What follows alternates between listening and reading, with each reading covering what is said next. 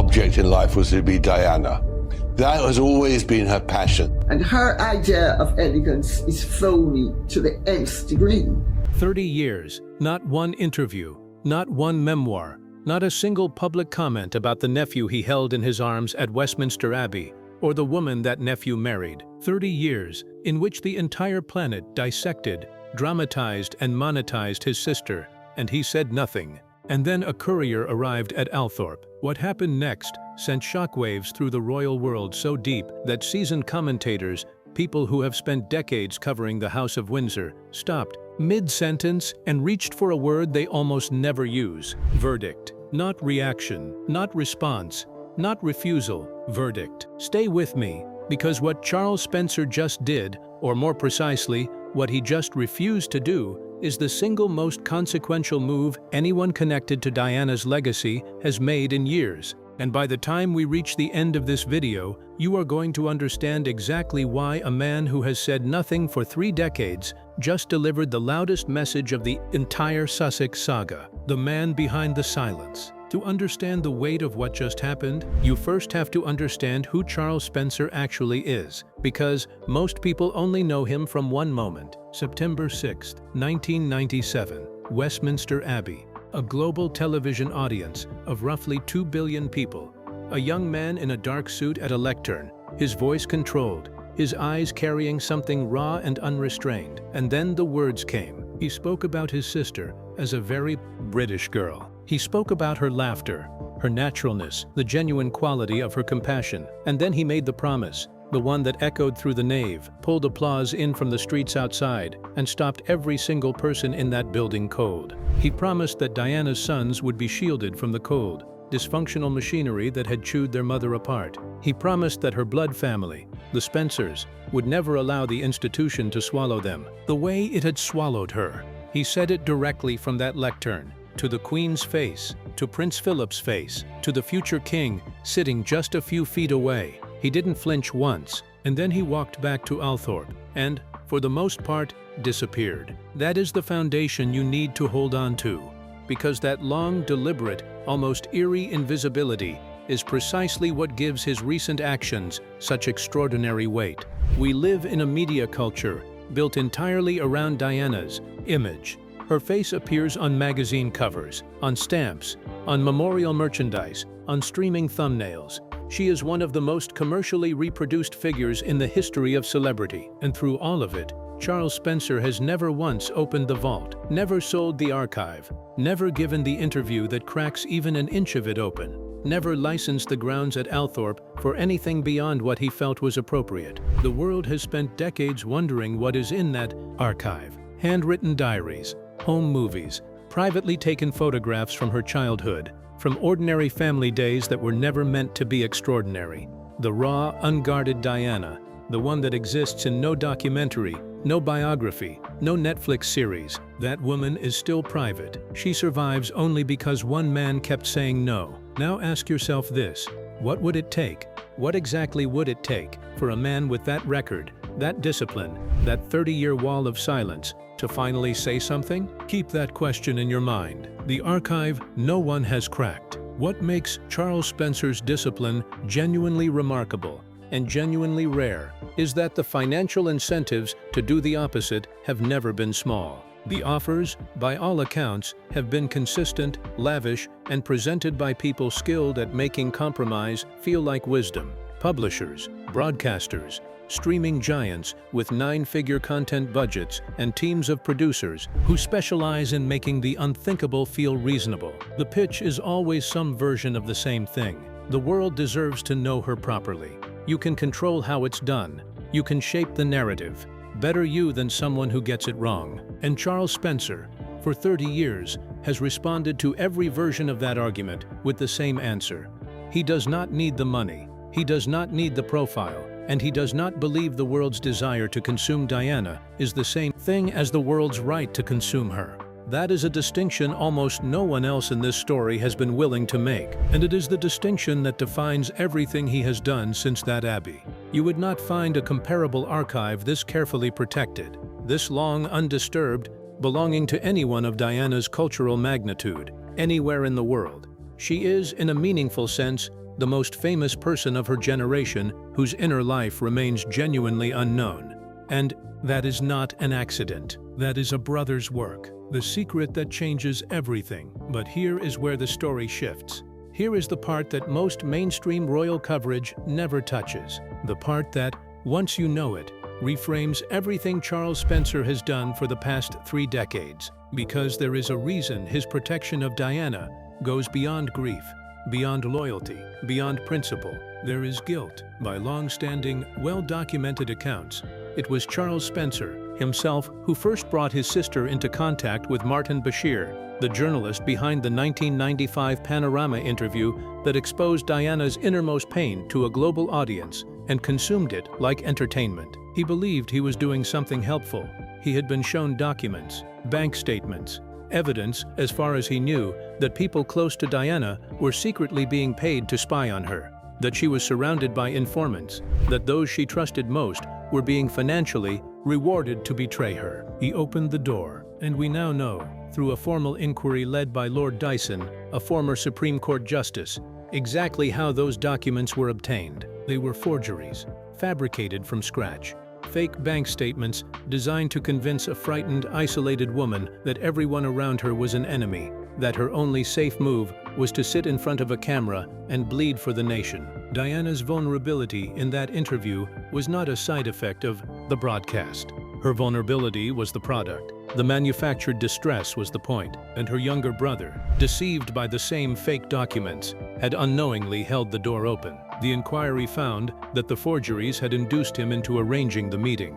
The BBC's Director General issued a personal apology to him directly. Think about what that does to a person. You spend your entire adult life believing you are your sister's protector. You stand in Westminster Abbey and tell 2 billion people that you will shield her sons. You carry that vow as the defining act of your life. And then, decades later, you discover that the single most psychologically damaging media event of her existence, the interview that exposed her to a global audience that consumed it as entertainment, walked in through a door you were tricked into opening. By every account, everything Charles Spencer has done since is an act of quiet, relentless atonement. The sealed archive. The year-after-year refusals.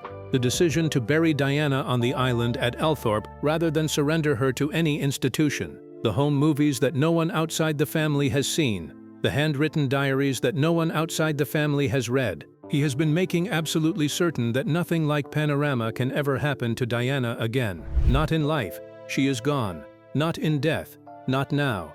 Not ever. And in doing that, he achieved something almost no famous figure in the modern era has managed. He protected her mystery, the jewelry that started it all. Now let's go back to Meghan Markle, because this story did not begin with a documentary proposal. It began the way so many things in this family begin, with something small, beautiful, and apparently innocent. The royal wedding, May 2018. The evening reception. Meghan Markle arrived wearing Diana's aquamarine ring, that distinctive pale blue stone, recognizable to anyone who had ever followed Diana's story. From where Charles Spencer sat watching, it likely felt tender. Someone new, someone his nephew clearly adored, choosing to carry Diana into the biggest night of her life. It felt like remembrance. It may even have felt like family. But then came the butterfly earrings, then the Cartier watch, then the gold bracelets, piece by piece, item by item. Each belonging that had once been Diana's surfaced on Meghan at precisely the moments where a photograph was not just likely, but absolutely guaranteed. Major public events, choreographed arrivals, maximum lens coverage. Now, and this needs to be said clearly, no one can prove the intention was anything other than genuine tribute. Grief is complicated, and Meghan had married into one of the most emotionally complex families in history. Wearing your late mother-in-law's jewelry is not evidence of strategy. On its own, it is a perfectly human thing to do. But sit with the harder question. When does tribute become a pattern? When does pattern start to look like a deliberate choice? Once is tribute, twice is habit. Every single time, at precisely the moments designed for maximum camera coverage, starts to look like something else entirely. And the man at Althorp was paying attention. He was cataloging every frame. Because these items were not simply jewelry, They were pieces of Diana's story, and they were being placed in someone else's narrative without a single conversation with the person who holds the originals. Diana's jewelry was not simply personal property passed to Harry. It was, and remains, in the minds of those closest to her, a physical extension of the woman herself. These were objects she chose, touched, wore on her most significant days. They carry a biographical weight that transcends their material value. And when they begin appearing in a carefully managed visual campaign, styled for photo shoots, timed to announcements, placed against California light for maximum warmth and impact, the person watching from Althorp is not seeing grief. He is seeing inventory. He is seeing someone else's assets being converted into someone else's brand without so much as a phone call to the estate. And the jewelry was only the opening act. The Oprah Echo, March 2021. The Oprah interview. The entire planet watched it, but picture it the way Charles Spencer reportedly watched it, from the same house where Diana grew up, from the rooms where he and his sister ran as children. The setting was golden and intimate, low light, soft furnishings, the architecture of confession rather than confrontation. One woman, one sympathetic interviewer, one institution that had, she said, silenced her, dismissed her suffering, and left her isolated with nowhere to turn except directly to the public. If you know your royal history, the recognition hit you immediately, because that is almost beam for beam the structure of Diana's 1995 Panorama interview. A royal wife isolated inside the institution, a palace apparatus deaf to her pain, every internal door closed, so she goes over its head, straight to the nation, through a single trusted interviewer. The lighting rhymes, the casting rhymes, the grammar of victimhood rhymes, the setting, the tone, the emotional arc, all of it rhymes, except for one critical difference, and it is the most telling detail in the entire comparison. Diana gave her 1995 interview while she was still trapped, still inside the system. No exit in sight, no resources beyond what the institution allowed, everything to lose. That interview was a genuine cry from inside a locked room. The 2021 version was filmed from a villa in California. After the exit, with a production apparatus already in motion, a streaming empire already in development, a brand already taking shape. The original was distress. The remake, whatever else you believe about it, was a launch. And watching it from the Althorp sitting room, Charles Spencer did not experience that hour as tribute. He experienced it as appropriation of something deeply, personally, painfully his. The proposal that crossed the line, and then came the courier. Let me lay out what that proposal reportedly contained, because once you hear it in full, his response stops looking like aristocratic stubbornness and starts looking like the only rational answer a man in his position could possibly give. The concept was a grand anniversary documentary for 2027, marking 30 years since Paris. Emotional, cinematic, intended to be definitive, fronted by Diana's own son. On paper, it sounds extraordinary. The project the world has been waiting for. Netflix, by these accounts, responded to the idea with immediate enthusiasm. But here is what it reportedly required. It wanted Althorp itself, the childhood home, the grounds, the island where Charles Spencer buried his sister, the private island in the lake that she specifically chose because it was beyond the reach of cameras, crowds, and institutions. It wanted the private family archives, not the photographs that have already circulated, not the footage already in the public domain, the real archive, the one no one has seen. It reportedly wanted Diana's personal handwritten diaries, pages written only for herself, pages she never intended anyone outside her most trusted circle to read. It wanted the home movies, the unguarded Diana, the private Diana, the laughing, ordinary, fully human Diana that no documentary has ever touched. Without those, the documentary would be another recycled collection of footage that every Diana film since 1998 has already used. With them, it would be something entirely different. It would be the definitive portrait of the century. And then there was one more element, the one that made the pitch magnetic to the people selling it, and utterly, unthinkable to the man reading it. The documentary reportedly wanted to draw a direct, explicit line between Diana's war with the institution and Meghan's. It wanted to position Meghan Markle as the modern continuation of Diana's story, the 21st century version of the woman who refused to be silenced, Diana's halo formally transferred, on camera, with Diana's own family's blessing. Think about what Charles Spencer saw when he read that. He had watched the jewelry emerge piece by piece, each item timed to a guaranteed lens. He had watched the Oprah interview, the panorama architecture rebuilt brick by brick, filmed from a California villa with a streaming empire already in motion. He had watched a documentary series in which a couple framed themselves as hunted by the same machinery that destroyed Diana, without a single phone call to Althorp before filming began. And now they wanted the originals, the diaries, the island, the home movies, the halo fitted to a new head. According to the reporting, he shut it down completely, refused any access to the archive.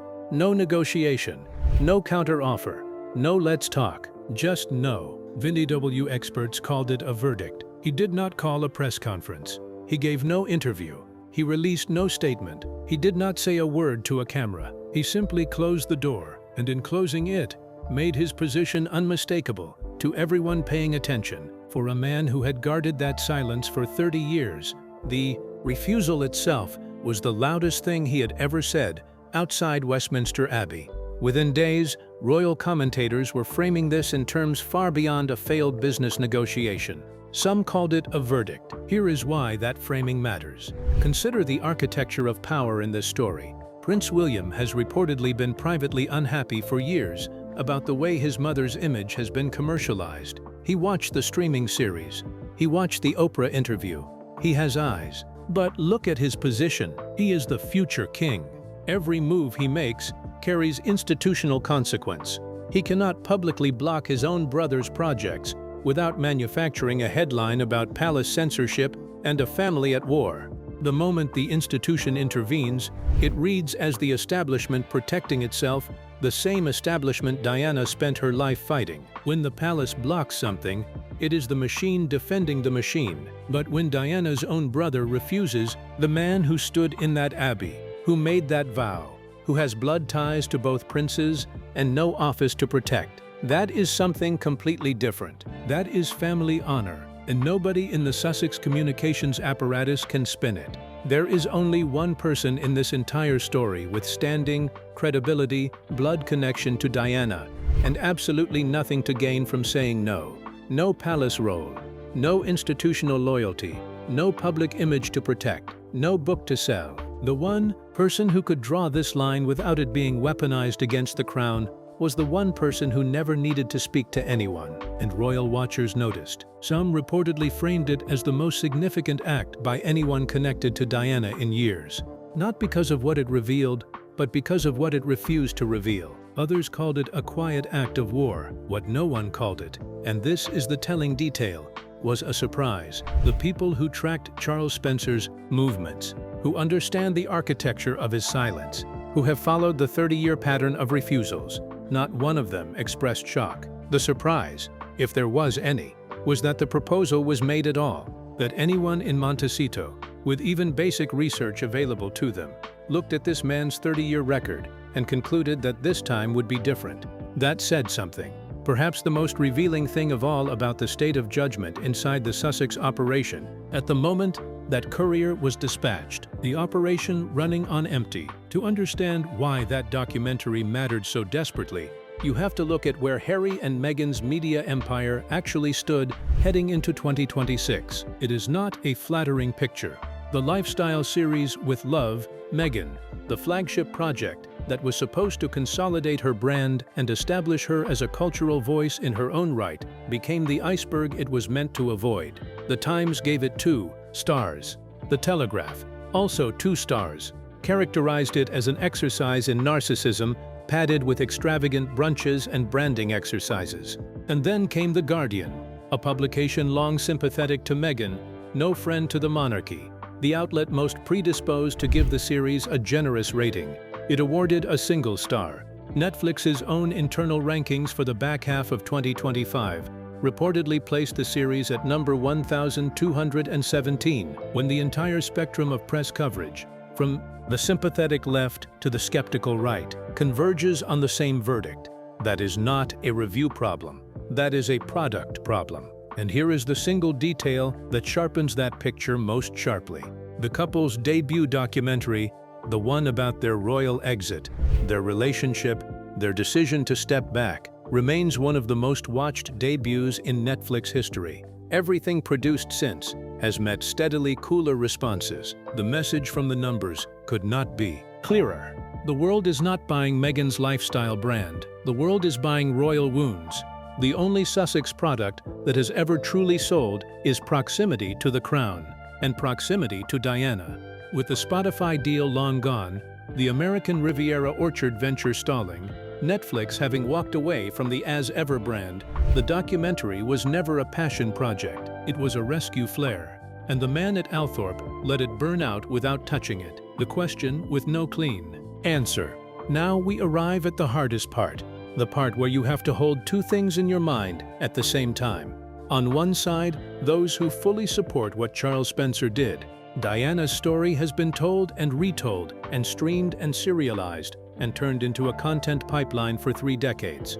Another documentary, particularly one designed to crown a successor and serve as a commercial platform, would cheapen rather than honor the weight of her actual death. The 30th anniversary of her passing should be private reflection, not a premiere with a marketing plan.